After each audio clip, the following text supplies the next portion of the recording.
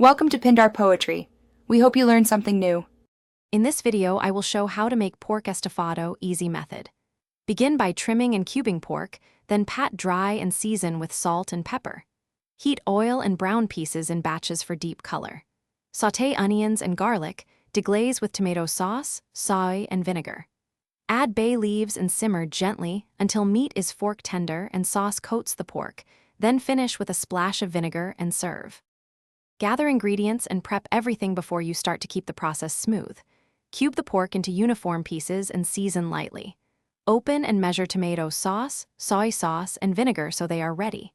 Slice onions and mince garlic, and if you like sweetness, cut pineapple into chunks.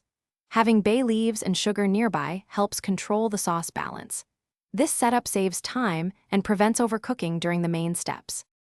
Brown the pork in batches to keep the pan hot and avoid crowding, which preserves that caramelized flavor.